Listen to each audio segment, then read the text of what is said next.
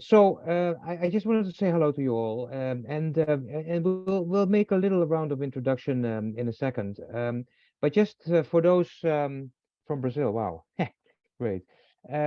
Just for your information, this is the second online workshop that we're doing, and this is organized by a network that is called Metric. And Metric is a network that is has been already for some around for some time. It has been based on a European project that we did quite a few years ago. And Metric basically what it does is that it kind of promotes the improvisation in conservatoires, because it's a network which has been set up by music academies and conservatoires and music colleges. And it brings together all kinds of teachers in improvisation. So we each year we have this intensive. This year it's going to be in Leipzig in a couple of weeks at the end of February. We take opportunity to bring together teachers and students and to do all kinds of workshops and activities in the area of improvisation. And then if we talk about improvisation, it's in really in the broader sense of the word. So we have all kinds of different types of improvisation, and this is how we like it. So this is about Metric. There is a Metric website. I think it's help me, Alessandra. I think it's metric impro.eu, right? Is that correct? Maybe you can put it into the chat. Have a look at the website if you haven't seen it yet, but because it contains a lot of information, it also contains a lot of videos for all kinds of improvisation exercises which may be interesting for you, but then also some information about all kinds of different activities that we did that we're still doing. Where, for example, we have these metric joint modules, which means that a small number of institutions are working together to deliver improvisation modules together. So there are lots of information that you can find there. Please have a look at the website, and if there's any kind of more information that you would like to have, don't hesitate to contact us through the contact email that is there. So now this is the second time that we have this session. I'm happy to see that it's already a bit more people are showing up than last time, which is great. And we have our dear colleague Jeroen Malaise from the Antwerp Royal Conservatoire. He's an improvisation teacher there, and I'm sure he'll introduce himself a bit more in more detail in a minute. But he's going to do this online workshop for us. So it would be nice to have your cameras on as much as possible if you can. So now I hand over to Jeroen, who's a very dear colleague in the Metric group of teachers that we have. He's been involved in the network for some time. And please, Jeroen, the floor is yours. And wonderful that you could you could do this for us. Thank you very much. Thank you, Martin. I'm very honored to be here and speak about actually the art of preluding, and it's also a research. So it's of course it's a passion. It's something which I try to apply in my practice, and I have to say I have a rather odd background, because I was originally a clavichord player, and I switched then at a certain age, I think 16, to piano, and then I studied also harpsichord. I studied piano, I studied composition as well, and then I applied for jazz piano, and I could enter the conservatoire, but I didn't do that. So there was a lot of things going on, and actually very interesting, because this morning I was practicing together with one of my new partnerships, let's say, a jazz pianist, a very good jazz pianist, which I will give some concerts soon together with him. And actually, we were like communicating, by, let's say, by music and by our talks. And for me, it was very interesting to see that that you could see that in the 20th century, there's a lot of profiles suddenly. You have a jazz pianist, you have someone who is just playing the repertoire, you have, like, there's a lot of types of musicians. And if you go to the 19th century, it seems like there's kind of one profile. I could be wrong, but let's just say for now it's true, because it makes it easy for me to give my explanation. And at the end, you can always say it was wrong, but the explanation would be interesting, I think. Yeah. So actually, I'm doing a research in Antwerp at the Conservatoire. I'm also teaching the practical harmony and improvisation class for the pianists.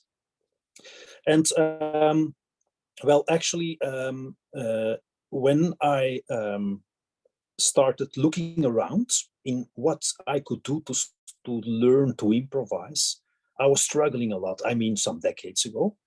And at a certain moment, I was practicing some jazz exercises. And while practicing them, and it's kind of easy to explain, it's kind of scale practices, but within certain patterns. By accident, I was also going through, let's say, the method of Hummel, the piano method, the famous piano method from the 20s, from the 19th century. And I saw some kind of similar exercises, like almost the same. And suddenly it was like, well, what's going on? Because I thought, old exercises are just to practice the fingers, to train them. And actually, by comparing these exercises, I was like, this is interesting, because these jazz exercises are actually meant to build your vocabulary, to train you into playing some certain riffs or whatever. So I started looking at it, and this was my first research actually. And I wrote an article about it. I made recordings, whatever. I did a lot of things, and I found out, in my opinion, these exercises were actually there to train you in everything, like to skill you in, let's say, the basic steps towards improvisation, the basic, let's say, grammar, language, whatever. So that's my conclusion in a certain way, by comparing a lot of exercises. And by doing that, I often came across the art of preluding. So I knew a little, but I wanted to know everything about that discipline.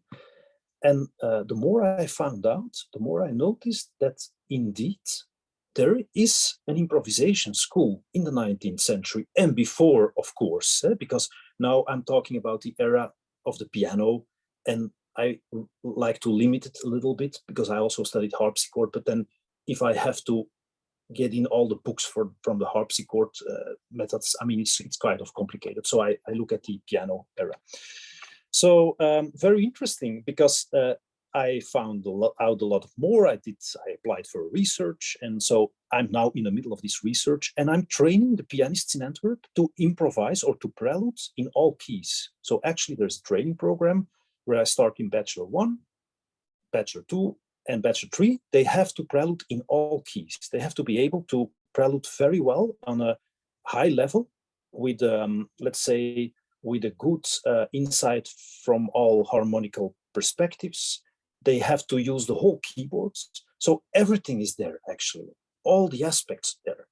The only thing you could say, the form is missing because a prelude is very short, like it's very short in time. It could be between 10 and 30 seconds, maybe a little bit more, but then you go towards another form or a longer kind of preludes. So now I have first a question for you, because I wrote down all the instruments actually that are presented here. And in my statement for this, let's say in my introduction to this lecture or to this workshop, or how you call it, I gave, well, the possibility actually to actively participate. But I'm not sure if that is actually what you want to do, because if you want to do that, I have to take another speed, whatever. If you don't actually participate with an instrument, it doesn't mean you have to play for all the rest, by the way. I will go over more to a lecture and explain how to practice the art of preluding, rather than to actually let you play it in this workshop. So my first question is, who wants to participate with the instrument during the lecture? Because it's very important for me to know. And if there's only one person, maybe I'll skip that, let's say, part and go on with my lecture, which can gives you a lot of information as well to practice the art of preluding later, or to teach it, or whatever, to get some more knowledge about it. So my question is now, could you raise a hand when you really want to participate actively, like with an instrument, and to play during the lecture or the workshop? No one. So it's, if I understand well, I will, okay, Leone wants to participate actively. let's say Leone will see later during the session if there's a possibility to do that. I think we can in short moments. Maybe I can demonstrate some things and then you can take them over or whatever. So I will start sharing my screen because I, of course, want to show you some things now. So I think I shared my screen, if that's correct. If I don't hear you complain. So interesting because, you know, like the Art of Preluding, it's what I do is actually make recordings on historical instruments. I have a learning platform. It was already in the introduction text actually to this session. I will show you it in like 5 or 10 minutes. And I have my own, let's say, artistic output. I published a recording with my own 24 preludes. It was released at the start of December 2022. Actually, I want to go to show you something. I will not take a piano score. There's a lot of good reasons for it, because if I show you piano scores, there's always this thing like, yeah, you know, like it's easy for the pianist, they can do everything. And for us, there's nothing, you know, like if I'm a flute player or if I'm a violin player or whatever. Or what happens a lot is that people tell me, I understand you with your Art of Preluding, but actually for my instrument, there's nothing. I just play a repertoire. So I said, well, no, at the same time that I'm looking through to all the kind of sources that I find on my way, I just from time to time saved some, let's say some methods for other instruments. And this is one, and I want you to take a close look because let's say on the upper part, you see actually, it's written in French. You see that there's a D minor chord, an arpeggiated D minor chord with a kind of leading note at the end. Next to it, there's scale, also with a leading note actually in it. So I call this part kind of exercise, let's say. So an element to exercise. And then there's another line, which is called prelude in French, actually. So, and then next there's a repertoire piece, actually. So I think it's played by 2 flutes in a certain way. So I think that the teacher will play along with the student here. What is very interesting, I think, is that there's an element of an exercise, there's an element of improvisation, and there's a repertoire piece. And this, let's say, this spectrum is very interesting, I think, because it's not only about improvising, it's not only about playing exercises, not only about repertoire. I think it all fits together and it makes one big picture, which is very important. And if the improvisation is missing, like it happens a lot in the 20th century, and these days as well, I think there's a problem. It causes a lot of problems if there's no improvisation because, and I will show you later some definitions made by musicians in the 19th century, which states clearly why it's not possible not to improvise, actually. So this is very interesting because this prelude, I think it's written out, of course, as an example. But what I found out a lot is that if you play a prelude, you could have examples and let's say take your own actual elements out of it, make your own preludes, etc. So I think this is just an example on how you could play a prelude. And I think that, for example, in the lesson, it was also told, make your own preludes. I'll give you another example. This is something I took from a cello method. And actually, it's a practical harmony course for a cello. Very interesting, because a lot of string players, they told me, no, such things, they don't exist for our instrument. Well, apparently, I came across a lot of those kind of methods, which shows all these elements. It's there's cadenza at the beginning, and then there's like, you only see the first and the second variation and the third on how to play, to arpeggiate actually the cadenza, but there's like 10 others or 15 others, and then there's the next example of a cadenza, and it goes on in all keys actually for a cello player. So actually very interesting to see what is happening there. So these are just some examples of let's say a method that is for another instrument than for the piano. So now I go on to the piano, actually to the piano methods. And this is one page from Carl Czerny's Systematische Anleitung zum Fantasieren auf dem Pianoforte. So actually it's a systematic approach of improvising at the piano. It's written in German, of course, but I can tell you in a very short amount of time what's written there. You have to know that Czerny is, of course, pupil of Beethoven and a teacher of Liszt. So he's a key figure actually in the 19th century. He's very, very important.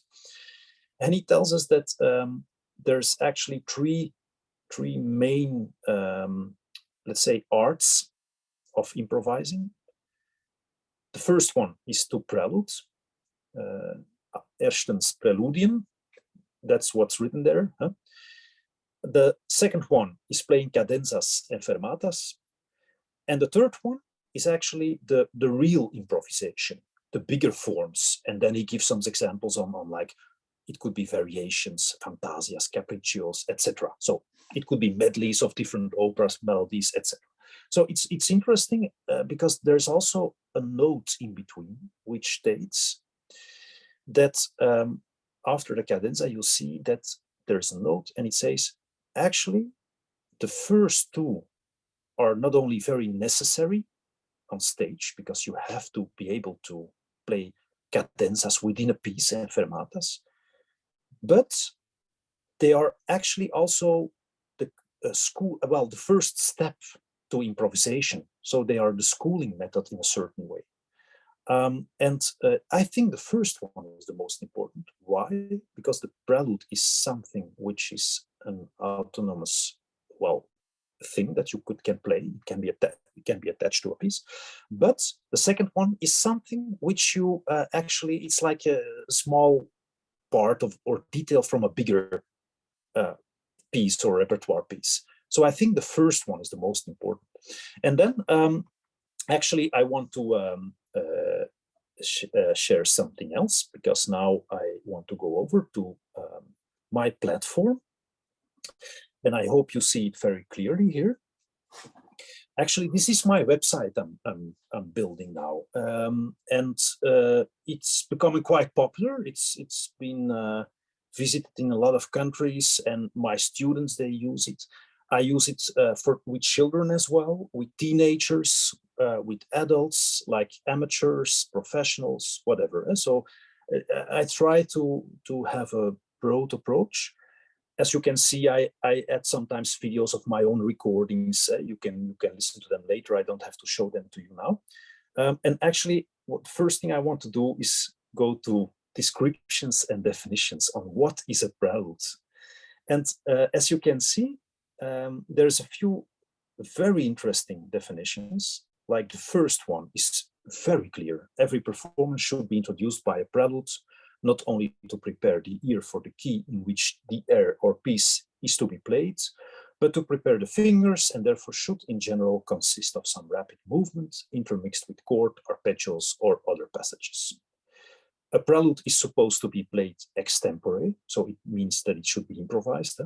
And to lay down rules would be as impossible as wrong, for the fancy should be unconfined. So your fantasy should take over at that moment. So don't put down a lot of rules, but I think we should have a second look on what he states here as rules, because I think it means that you have the basic knowledge of the harmonical. There's another very interesting statement. It's not a definition, statement from Coleman, which says that the science of music very much resembles a language, and a person who can only play by notes or memory, but not out of his own fancy, so out of his own fantasy, let's say, or invention, may be compared to one who can read the language and repeat some parts of it, but who cannot converse in it. Ouch! This can sound problematic now, because a lot of people are playing only repertoire. So what happens here is very interesting. And of course, there's Czerny. That's, you know, like he's always very practical. There's two types of preludes: a very short one, because it's written in Dutch here, I will translate. A very short one, which has a lot of elements, and which is, let's say, a piece on its own, which stops at the tonal first degree, let's say, and is a separate piece, a short piece, and it introduces you to the piece that is coming.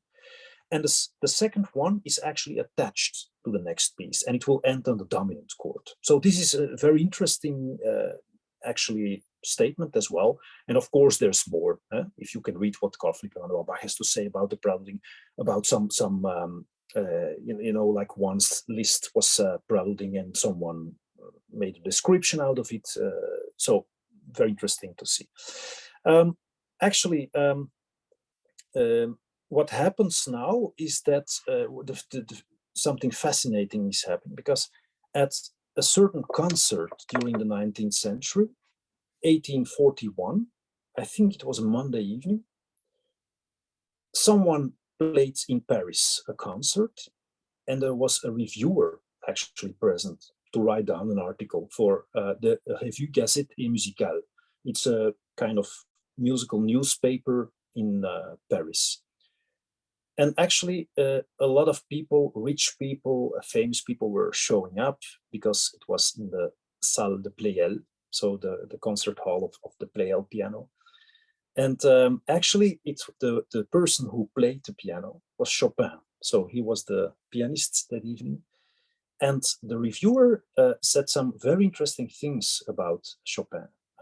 He explained that Chopin played a part of his preludes or out of his preludes. And he says, well, actually, these pieces are not what the title indicates. It's rather something else. They are more like separate pieces. They are more compositions, not like the real preludes to introduce another piece. That's what he says. And then you could say, yeah, but is this person interesting? Is he relevant? Yes, because it was Franz Liszt who told, who wrote down the review. So actually, this was a very interesting statement from Liszt about Chopin. And what you can see during the 19th century is that there's two traces showing up. The more improvised, let's say, trace is kind of dying by the end of the 19th century, or let's say completely dying in the mid of the 20th century. But actually composing preludes kept on going on. So there's a lot of, let's say, books with composed preludes, but they still contain the original elements. It seems improvised. They have basic principles, that the pieces are not too long, etc. So what I do is try to find a lot of books, which give me all the necessary examples. And as you can see, there's a lot of books here. Look with me together. You know, the book what I was talking about from Carl Czerny. Those are books about preluding and actually fantasieren, so playing fantasias. Usually the preluding is part of the book most of the time. If you say, oh, it's interesting to have these titles, but where are the books? Well, the books are always here. You just click on a title and you have the book. So actually, it's a library at the same time. And now I have to close my book, which is a little uncomfortable. Yeah, okay. So actually, there's a lot of methods which I try to, let's say, archive here. And as you can see, there's books about preluding, there's keyboard methods, and there's preludes, composed preludes, or examples to play preludes, and something to read, books or articles, whatever. I go to the preludes. Have a look with me together. you will see that there's, well, I started somehow during the middle of 18th century. I will not talk too much about the era of the harpsichord for now. I'm sorry if that is inconvenient, but I rather go to the piano. I have some good reasons. You can always ask me later if you're interested why. But as you can see, I can show you examples which gives preludes as, let's say, as a mean of introducing another piece. Let me show you something here. For example, motionless. It's interesting because in his, you know, like forward here, he says, well, I wrote this for the students of the Paris Conservatoire to practice them and to use them as examples. And actually, those are short pieces. You can see them here. Short examples. They are not to be performed as repertoire pieces. That's clear. You don't play them just like repertoire pieces. You don't play the whole book. It's just something to learn, to watch, to be inspired, etc. Now I go on to what I think now, but I'm not completely sure. What I think is the first person to actually compose 24 preludes. And yeah, I went over her. I still think it's Maria Szymanowska, a Polish pianist. She was great. That's what people say. And she's been followed a little bit later by Kalkbrenner and also by Chopin, etc., all the others. But I think those are probably the first pieces that are really composed. So yeah, you know, like where you can say, those are not introductions anymore. Those are pieces that they seem like an etude or something else or repertoire piece as well, etc. They are also called exercises for some reason as well, exercises and preludes. So yeah, of course, I wanted to show you the two traces, like the examples of the more composed pieces, and of course the examples which shows a lot of, and there's a lot of them. Let me show you one that I found out recently and which is actually great. Here from, actually, I don't know the date it's published. I didn't find out yet. I think it's in the 20th century. But as you can see, it gives us like 300 preludes. That's a lot. As examples, just to practice. Let's make it a little bit bigger. So there's a short explanation. Look, very short examples of preludes. Great, actually, great, because they provide the general things that I really train with the pianists in Antwerp. I'm often very surprised that the let's say the chord progressions that I use, that I find them back all the time. That there's some general principles that always show up. Actually, well, is there still something left? Some traces? Yes. If you want, you can do later. You can have a check. You can listen to Wilhelm Backhaus playing in a live concert, a little prelude before a piece. Dino Lipatti as well. So those are traces that are still there. Joseph Hoffmann. I was making also a list of jazz pianists, but that's maybe not relevant here. Paderewski, etc. So you can still listen to some preludes that are still saved or let's say recorded, but they don't present, in my opinion, they don't present the whole discipline of the 19th century. They are maybe more like partly shadows of what has once been there, I think. Yeah? So now, this is the core business. This is what's being called the beating heart of a prelude, a harmonization. And I went through books and like I tried to find out what did people do to start practicing the art of preluding. How did they start? What did they do? And I just went through all the books, which is a lot of work, all the methods, all the piano methods actually.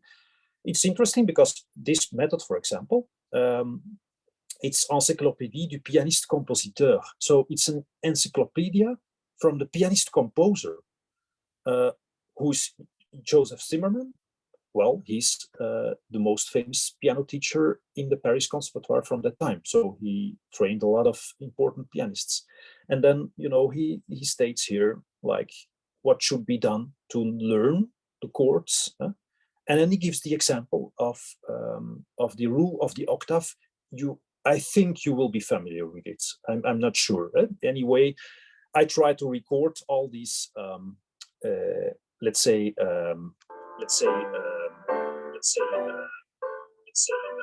oh, there's a, so sorry, there's an echo. So you can play it later. And there's an echo between my two advisors. So actually, I made recordings on historical instruments to show you the sound. Actually, very interesting.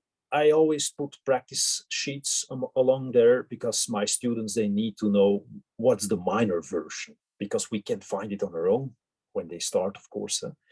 And then I go on with what Carl Philipp Emanuel Bach says, and it's kind of similar. There's certain relations, whatever. So how to proceed, how to start with a chord progression, with a chord sequence, which is very important. And then what does Czerny do? So I take out some of the most important, I think, approaches to preludes.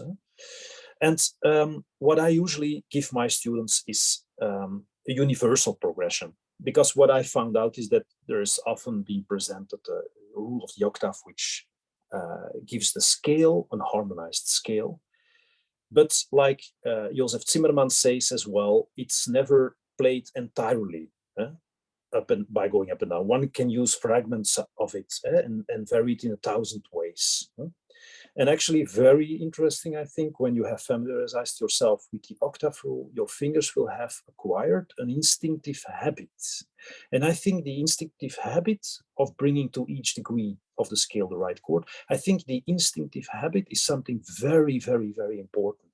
So I think if you can train something and make it instinctive, I think that's very, very valuable.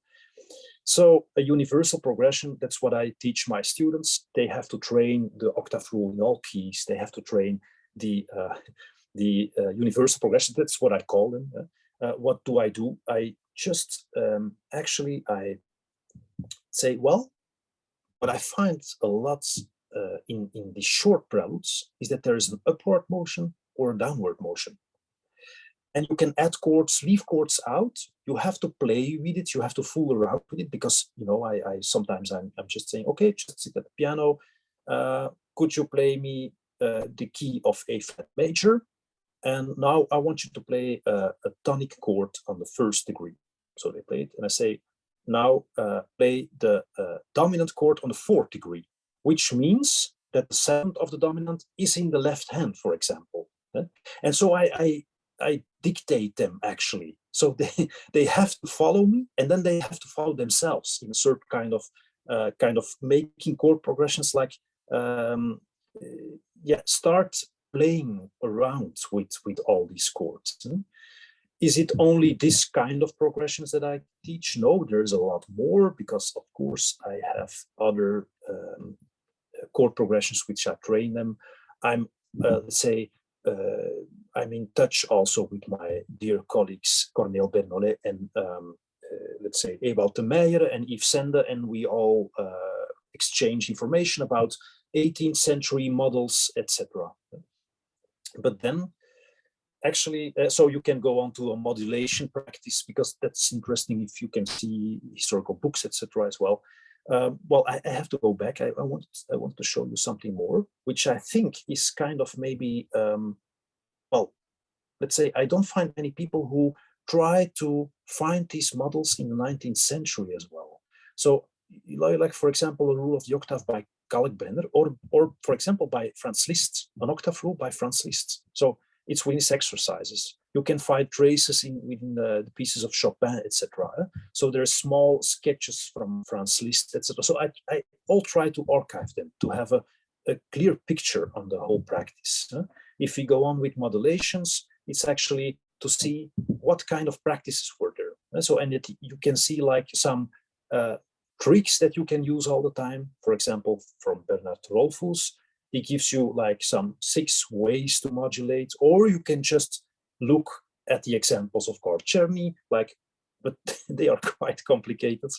And let's say now you have everything that's called harmonizations, but that's not a prelude. There should be something more. And then I think it becomes more personal as well. If I go to the second platform here, to explorations.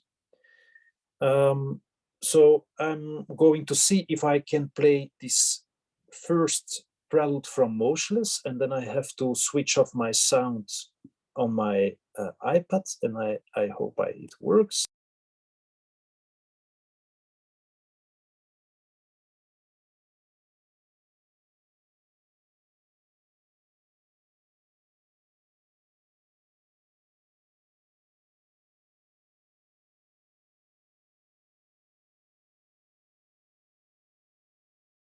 Jeroen, I'm not having any sound. I don't know about the others. Yeah, we don't listen. Can't you hear it? No, whoops, now there's a big... All right. And now the sound should be okay. You hear me? Yeah. You can play it by yourself if there's a problem. Just play it by yourself. I recorded this on a original Broadwood from 1842. Motionless was a lot of, happens to be in London a lot of times. And then, well, he played a lot on Broadwood piano. So actually those kind of, if you look at this, you'll see the harmonies within the score, like here, there's a harmony, there's a harmony, there's a harmony. But then, of course, there's a lot of other elements. And this is where two main techniques will meet, like a harmonization technique. And what I call, it's to make it clear to my students, explorations, because you explore actually the keyboard. You can go up and down. So, and well, let's say I did find out three main techniques to explore the keyboard. Of course, the arpeggio techniques, the scales and the scale figures, and the embellishments. And if you look at such a prelude, every note or every gesture or every group of notes is always to be defined in one of these elements. So these are harmonizations, but if I go on to the, let's say, explorations, I can say, yeah, there's a scale figure here, there's an arpeggio, there's embellishment notes, etc. And you know, like I challenge you to find an explorations which is not a combination of one of these three techniques. It's always these three techniques, whatever you found. If you have the Fiorituri from Chopin, it's the same. They combine a lot of techniques, and then often in a very personal way. They contain a very personal signature of the composer. Actually, if I go down a little bit, you can see some examples of historical methods on how to train these let's say explorations. As you can see, there's always a cadenza at the end, and here you can see you can train them. Actually, I try to give my students the, well, let's say good examples on how to proceed. And this could be like, for example, exercises from Franz Liszt, exercises from Rachmaninoff, etc., from Anton Reicha, whoever. There's a lot of interesting books which you can just click and open. They open actually here. So Hélène de Montgeroux, which was a famous pianist in her time, the name was almost forgotten. Recently, she came kind of back, let's say. She has a very interesting, let's say, and if you look at all these books, you can see that it's actually very the beating heart as well from the piano practice. So if you would say, yeah, what did the pianist do? Did he play like a lot of repertoire and then practice a little bit chord progressions and scales, etc.? No, it's mainly the scales, chord progressions. Lately, I found like an overview from a few pianists, like how many hours a day you should practice the exercises, etc. You can see that the exercises and the chord progressions, etc., are very, very important. So I also try to archive all the, let's say, quotes from Schumann, for example, on improvisation, etc. and the others. Of course, this is not all I want to do. I want to do more, because now I talked about the historical practice, which I try to picture, which I try to capture in a clear picture. And of course, it's always difficult to get the most clear picture that you want to have, but at least I can try, let's say. And for example, there is a platform which I use with children. So I train them when at young age already, like to play chords over the keyboard, to learn basic patterns, and then to get them to work with it, to improvise immediately without having like too much worry about rules, etc. Because there's, of course, many approaches that you can do. At the same time, with one of my colleagues, the composer teacher at the Conservatoire, I'm developing a platform which goes on with other types of harmonies, let's say maybe more 20th century orientated. What you could say, maybe Messiaen, Bartók, etc. are involved, Stravinsky, Debussy, etc. It's still in progress, because I already made a chapter, but I will do it again, redo it, because I'm not convinced about it. So it's always work in progress. And of course, I also try to make a platform where I try to train the imagination. But this is something tough. I'm still working on it, like give children ideas, forget the notes, go over to the gestures, have certain mindsets, etc., certain behavior, whatever. So just to train it in another way, not only about the notes, because you can get stuck with it. And then, of course, and this sounds a little bit naive, but I think it's necessary. I want to prove myself, because if I talk about this art of preluding, I have to prove that I'm able to, let's say, do it myself, not just in a concert, but also to create my own 24 preludes. So, and this is the Nomadic Cycle album that you can listen to it on Spotify, for example. It's there. Recently I also made a few. There's also on my YouTube channel some live recordings as well. Yeah, actually, this is my. I think it's necessary that I can give the proof that I'm not only someone who is passionate about preludes and the historical practice, but also to find a way to make it, let's say, how can I describe it the best? Make it contemporary again, like that you can really use it now in these days, that's still valuable, without losing, let's say, the trace of the historical trace, because I think it has been lost, and that's a pity. It should be activated again. And then actually, I also, of course, want to prove that I can prelude, and so that I need to create a signature in every key, so that every key has a certain personal meaning for me, and it depends also on the way that I move my hands, that my physiology is well, the type of pianist that I am, and whatever I want to, let's say, whatever I want to express to the public or to someone else. So I think that's very important, because someone could say, yeah, you know a lot about historical practices, but can you do it yourself as well? Show me. Yeah? So at least I tried to show that. I think it was Leone who asked me before, how can we, and I will for a certain moment stop sharing my screen.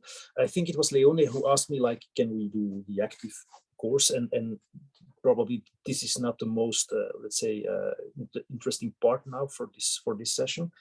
But Leone, if I can give you some more advice on how to do that, I would say what I train my pianists at the Conservatoire is, like, if you go over a C major chord at the piano and you go like over the whole keyboard, it should be somehow made personal, because Chopin did, they all have another kind of way of moving over the keyboards, and kind of way of turning around notes using embellishment notes, etc.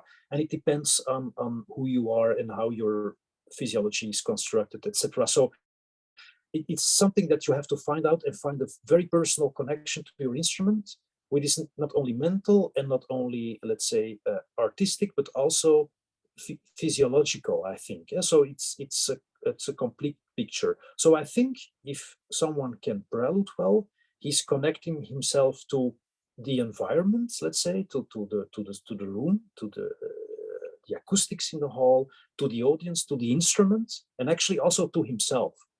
So he can find a certain, let's say, personal expression within a certain key. So Leone, I would, for example, advise you to find your own kind of signatures by creating certain movements along the keyboard, and while training, of course, the chord progressions, etc. So you can always mail me about this or ask questions later if that's necessary. So now I have some other topics or principles that I can show you, but maybe it could be interesting if I first ask you if there's questions to what I told now, or maybe something that you want to share, or maybe an interesting remark, or maybe you want to attack me and attack my theory or whatever. So I'm not sure about that. So that's my question now. Yeah, David.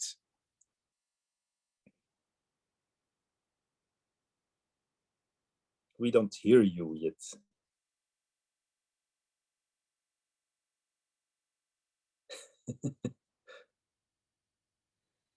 Okay. Yeah. Coming back to your very first remark, you said you discovered in the 19th century there was one whole musician profile, and whether you will be attacked about it or not, I just want to mention the book of Danaguli, who is actually providing, I think, total proof and evidence what you've said, and we began to lose it at the end of the 19th century for many reasons, which would be another many hours long lecture. But yes, I think that you are now walking on a very safe ground when you put that assumption forward. It is evidence now very clearly that a musician was a professional musician, which they call connoisseur, those who know, was a musician doing everything, including improvising, and that was the departure point of being creative, and the test that musicians applied to whether you are creating or not. That's how Bach decided whether he will accept you as a pupil or not, etc., etc. So you're not fantasizing a dangerous hypothesis, I think. Okay, thanks, David, for that nice remark. You also have to be careful on what you state, because I know the book from Danaguli. I have it here. I was lately reading again some parts of it. So there's this book is also on my, let's say, named on my website as one of the sources that you can read about the problem thing. There's also an article of Valerie Kudring. Well, I don't mention her name correctly, but she's from New Orleans, actually from the United States. I think she's already retired. I contacted her last year. She has a very interesting article, and now I'm writing an article myself, which I hope can be a kind of reference to, the art of preluding as well. So, but please give me like some more months to to finish the article, because it should be done properly, of course. Is there some more remarks or questions, or maybe some? Maybe I want to ask you if you know the teacher Isabelle Duhat from Conservatoire of Paris. She's retired now, I think, and Thomas Hospital is now she was teaching harmonie pratique in Paris, and she has 2 books of harmonie pratique. I think I bought them, but I didn't practice. I want to in the future, but it's kind of what you showed us. Oh, interesting. I wrote down her name. Is that Isabelle Duha? Isabelle Duha. Duha. Yeah. Yeah. If I hear something, the first thing I do is write it down and check it later, because I have to go soon to Paris, and maybe I can, yeah, whoever, whatever, maybe find out what if she's still there and doing something. It's very practical.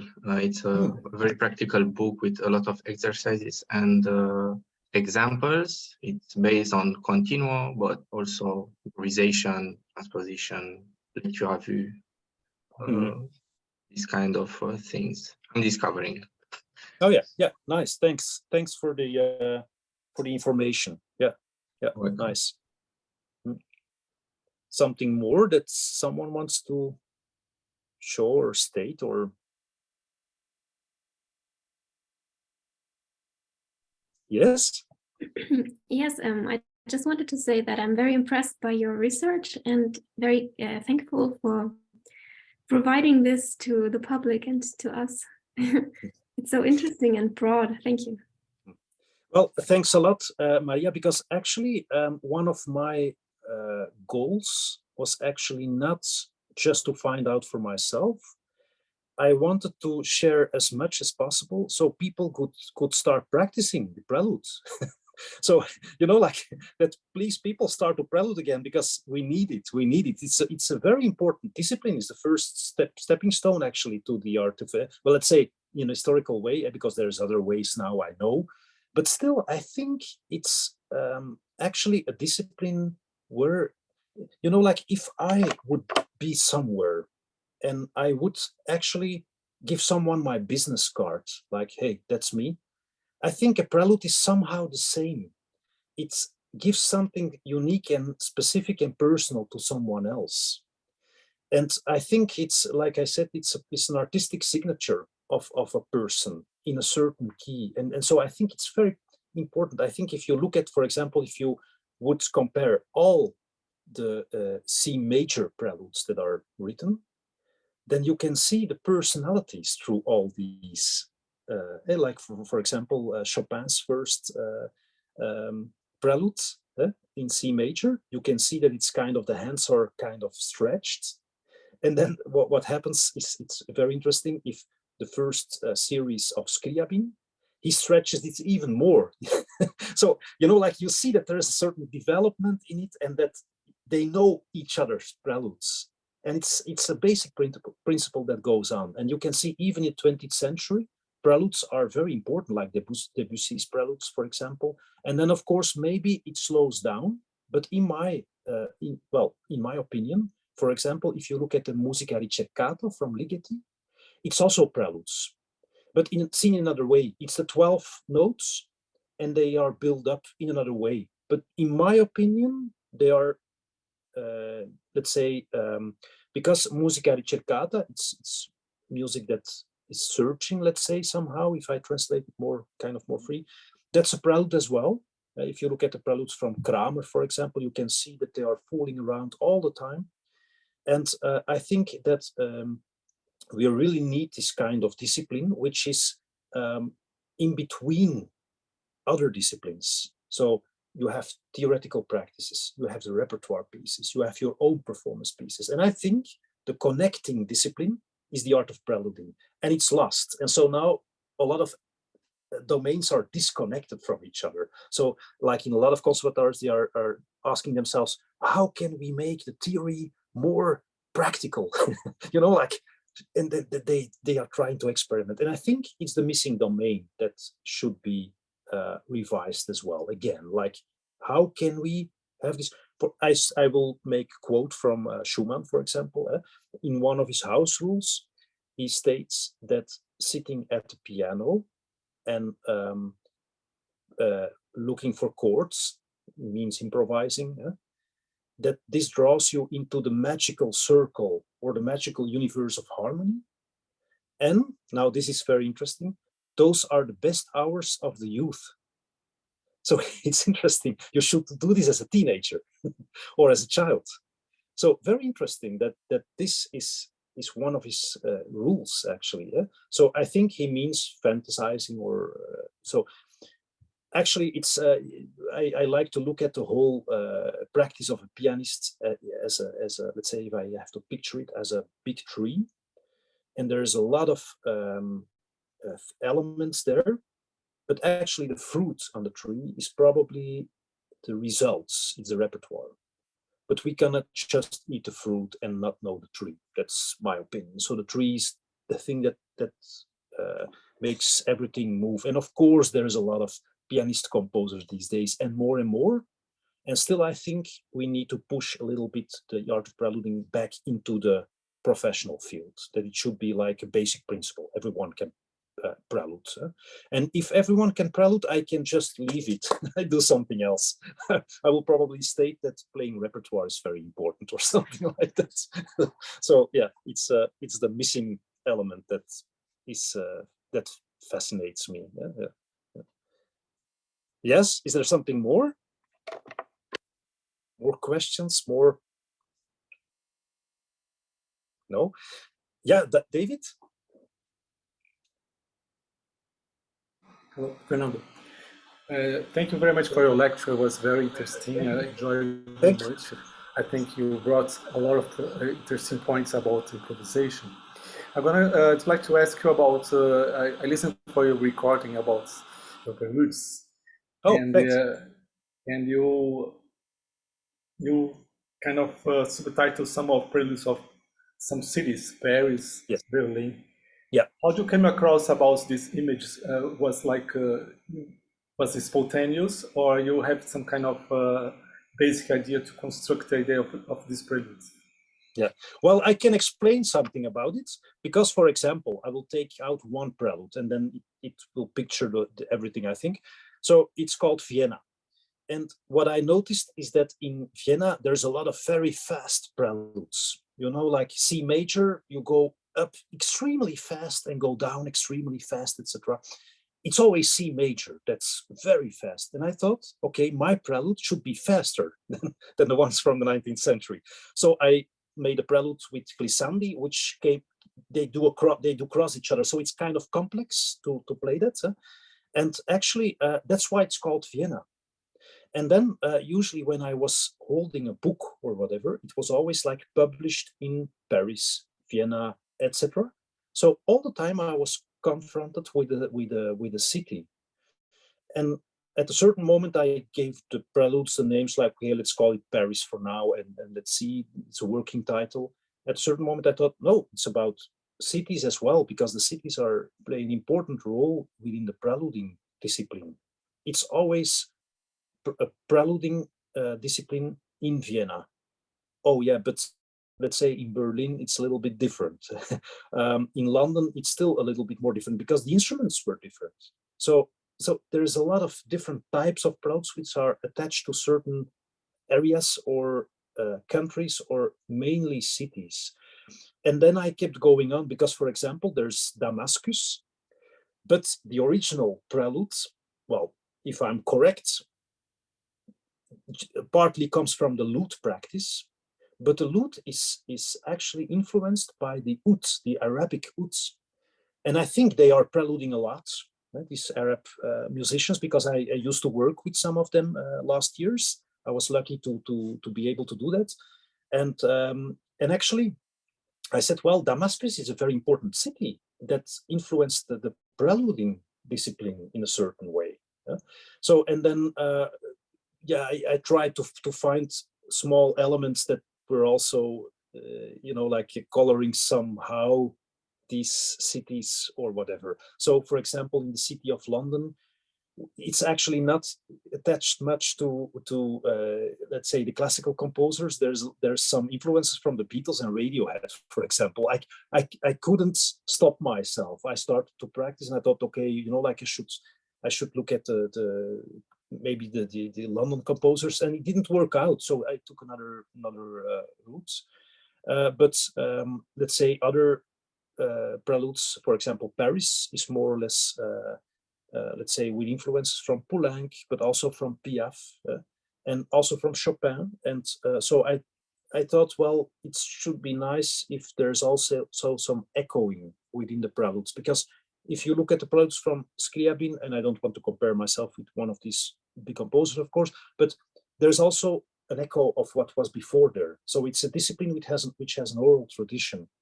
So I wanted to try to do the same. I'm not sure if I succeeded, but at least again, I tried. And I think that's most important, because if someone else is trying, he can, well, I can give him my examples and maybe that gives some inspiration, etc. I can pass it on to students.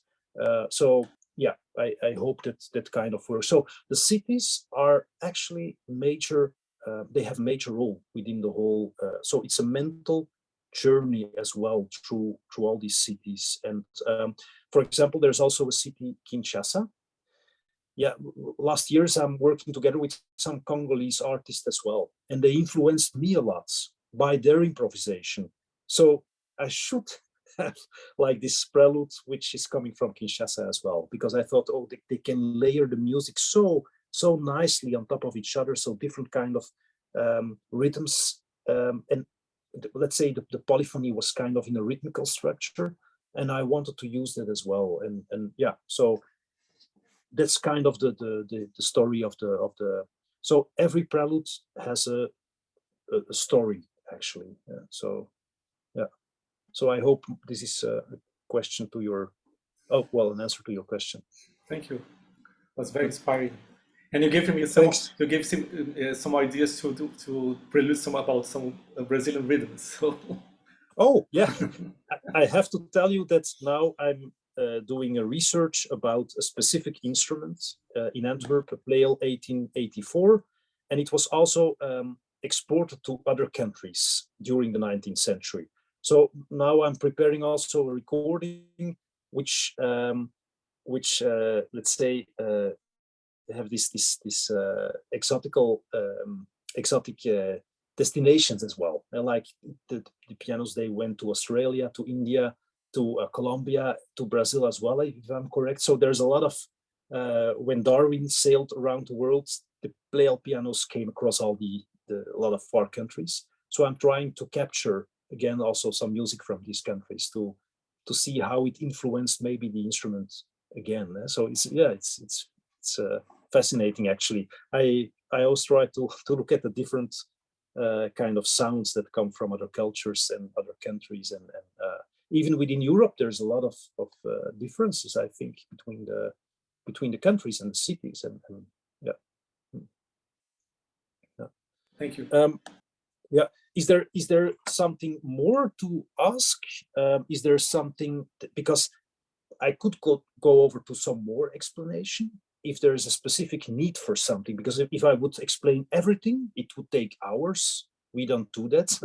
I mean, we should practice as well. But is there a specific need, like, hey, you told me something about modulations. What does that mean? When is it used, or whatever? What is the practical use, or whatever? Is there some specific need or question or demand?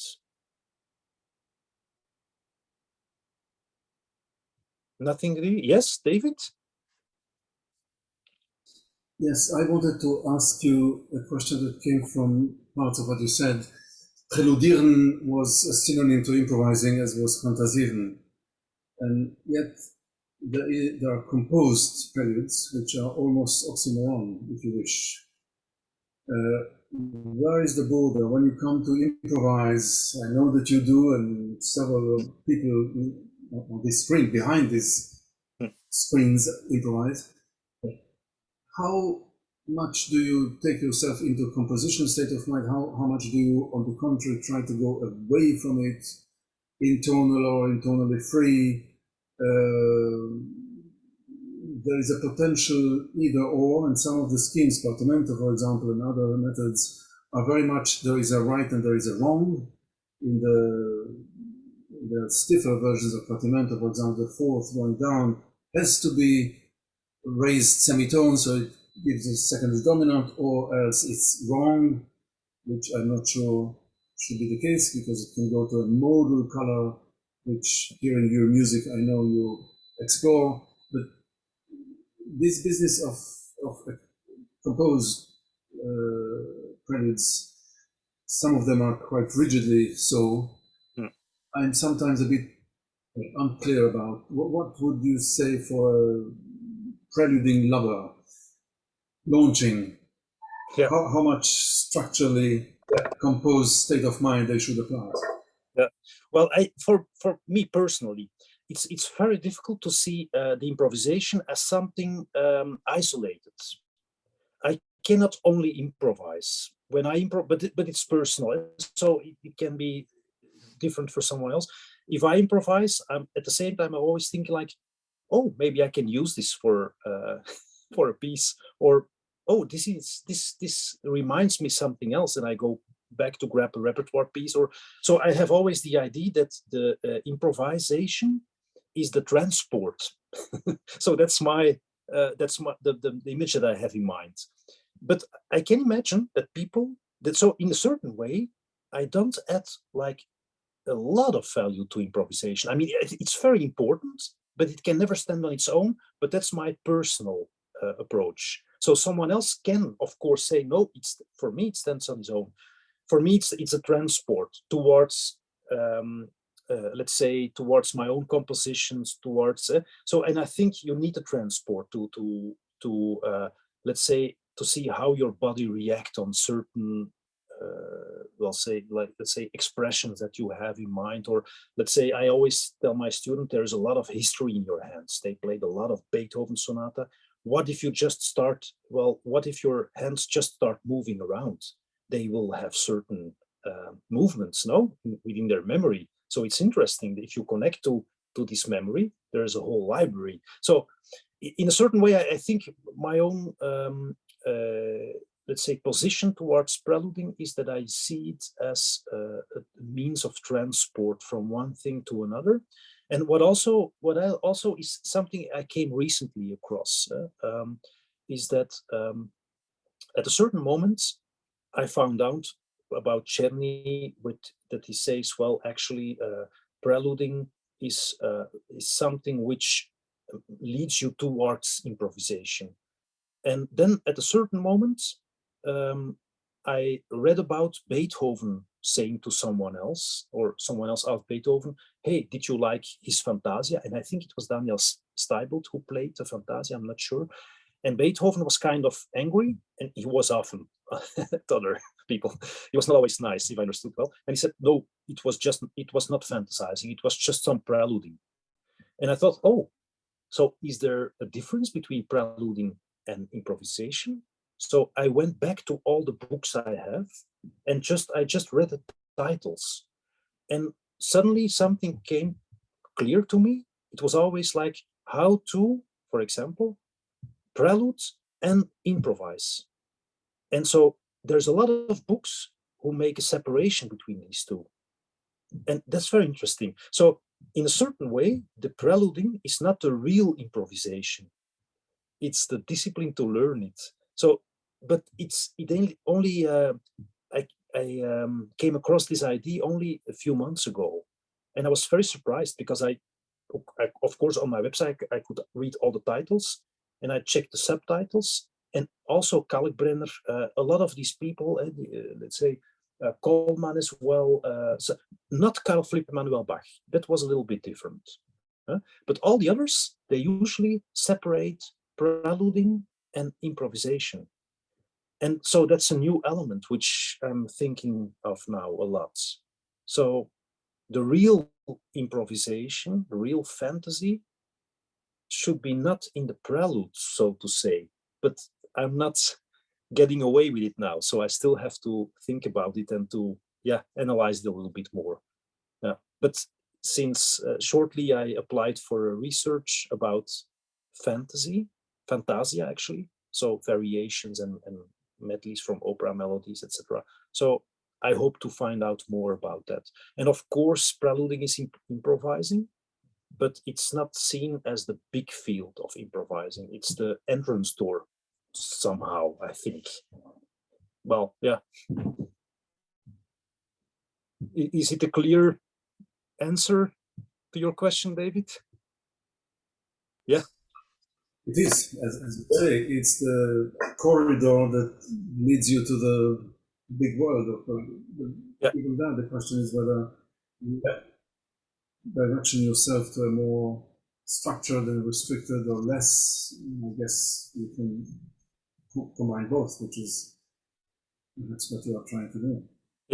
Yeah, because I think if you can prelude, you know all the basic elements, you know all the 24 keys, you know all the functions in the 24 keys, you know the chord progressions, you can make modulations to any key you want, and you can move along the keyboard in any kind of chord or key or function or whatever. So all the basic elements are there. So if you go over to a Fantasia, what I notice is that if like, for example, Hummel or the other composers are talking about fantasias, they are not talking about basic elements anymore. They are talking about how to use your imagination and what you should think about, and not anymore, or maybe the form, that's possible. Like how should the big form be? Like Czerny, for example, says like a composition is like a balanced architecture. And actually, if a fantasia is, if you like, if you walk through an English garden, so that's a difference. But except of that, there's nowhere in the fantasia quotes something like technical issues. It's always about, yeah, the let's say the inspirations and the impressions and the poetry, etc., and not anymore about the basic language. So very interesting, actually. So the preluding is the alphabet, let's say. I think the grammar book and the alphabet of the language. And if you're through that, then you can go towards the bigger forms. That's how Nadia Boulanger apparently taught. And when Robert Levin talks about Nadia Boulanger teaching, that's exactly what he describes, going for every possible junction of combinations, and then you. Yeah, that's what. Yeah, I should read more about that as well, Nadia Boulanger, because it's someone I don't know well. I sometimes read about her, but not well enough actually. So I quickly will write down her name, and so yeah, make sure that I don't forget. Yeah. Is there some more questions or remarks, or is there some need to explain some specific element in the preluding practice? Because apparently I'm kind of finished in my overview a little bit earlier than I thought, but that's okay, I think. You know, like a year ago, it would have taken me 2 hours to explain the same. So I think I get better every time to explain myself. So also feel free to listen to some of the historical preludes that I recorded. I recorded a lot on let's say, late 18th century instruments, like a Clementi Longwood. I also like on the Graf piano, Broadwood, Pleyel, Steinway.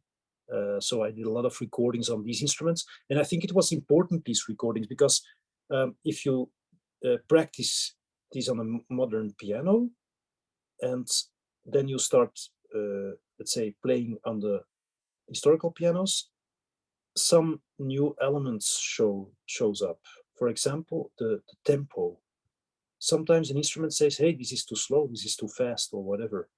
And then sometimes I thought, well, this metronome cannot be correct because it's so fast, you know, like it's so extremely fast, you can almost not play. And at a certain moment I thought, well, let's just try it, let's just practice it. And well, at a certain moment when you reach that metronome number, which was like kind of tough, I suddenly realized I could almost feel the pianist's hands, like, oh, that's how he did it. And now the old piano, now the historical piano. Oh, and then it gives me some more information about how he probably moved over the piano. So, well, it gave me a lot of interesting information actually to record this historical. And you know, like I wanted to make recordings, not only just play on them, because then I don't archive anything. And if I archive anything, it should be done properly. And if I just play, you know, I'm probably preparing myself a little bit less good than if I make a recording. And well, somehow, so that's one of the reasons that I made these historical recordings. But if I play my own preludes, I prefer a contemporary piano, to say. I prefer a contemporary instrument. I don't know why, I cannot explain it. It's the instrument I need to express myself. I have an old piano from Henri Hertz here in my room. It's from 1875. I recently bought it. It needs to be restored. I cannot play my own, let's say, preludes on this instrument. It doesn't sound well. Yeah.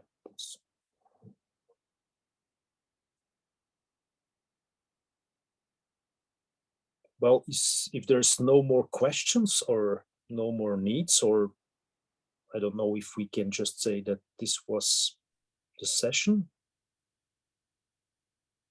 Sure. And okay. always, yeah.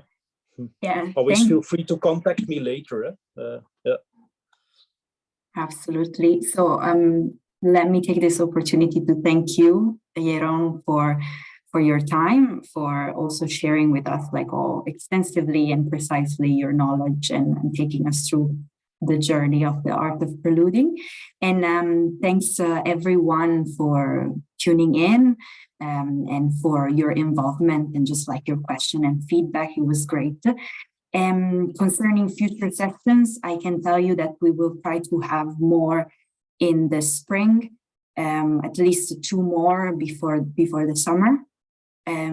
So just stay tuned. I believe most of you have signed up to the metric subscription list. If not, you can do so by going to the website. And once again, thanks a lot. Thanks, Jeroen, and thanks, everyone. Have a good evening, everyone. Bye-bye. Thank you to all of you.